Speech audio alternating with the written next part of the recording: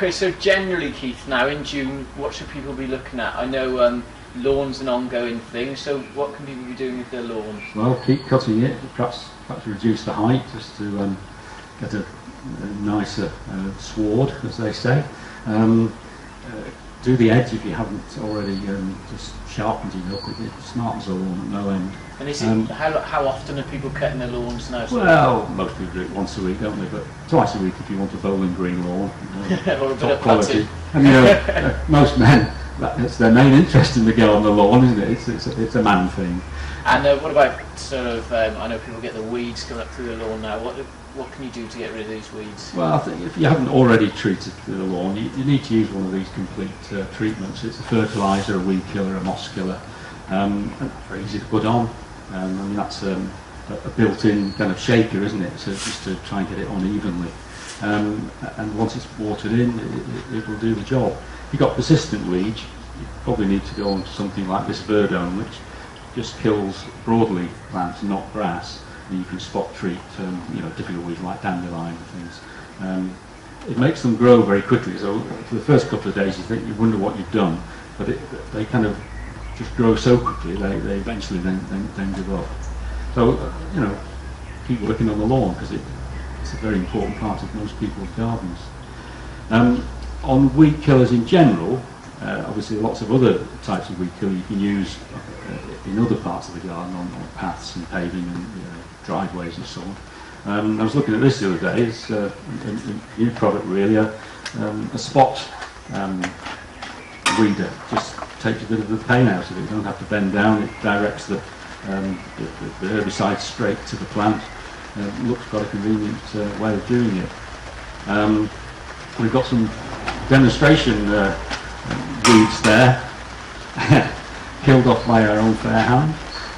But that's a very easy way to just, if you've got a few weeds in the path, ready mix, just need some dry weather to be activated. So lawns and weeds, they go together, I'm afraid, in the summer.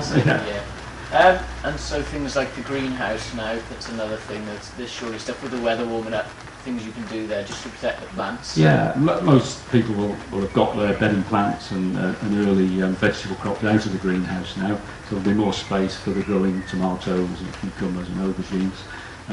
And it's the usual problem with the greenhouse, I suppose. It's going to get hot during the day, so you must ventilate. And on chillier nights you close up, but we haven't had many of those recently, so it's been good.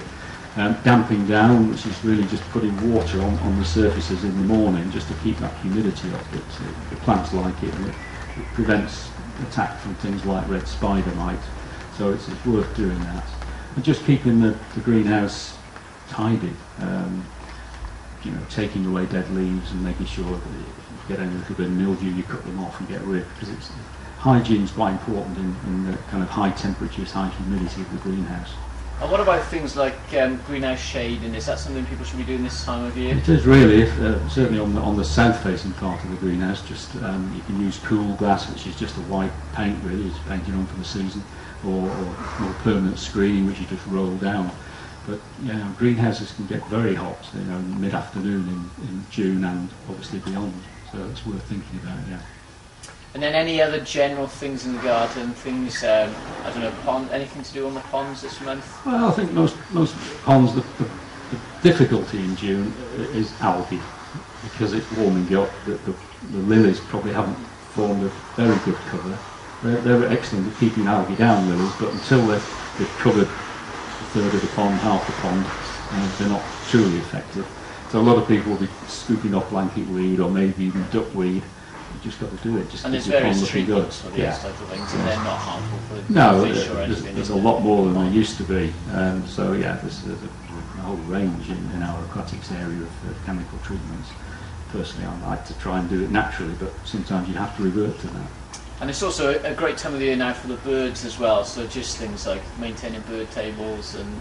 Yeah, watering, providing water, it's particularly if we get a dry spell, which I hope we will soon. So fresh water daily is quite important, and you'll see a lot of the young birds as well coming down to drink and bathe for the first time. And I keep feeding, not whole peanuts, that's that's quite dangerous for young birds, but the peanut feeders or fat balls, seed mixers, and you'll get a lot of young birds in the next few weeks. We've got a great hits at the moment on the fat balls, and they provide great entertainment to us. So keep feeding the birds, I would. That's brilliant. Well, thanks very much, Keith. That's a lot to do now in June. I told you. On the rest of the was. garden. No, that's brilliant. Thanks very much.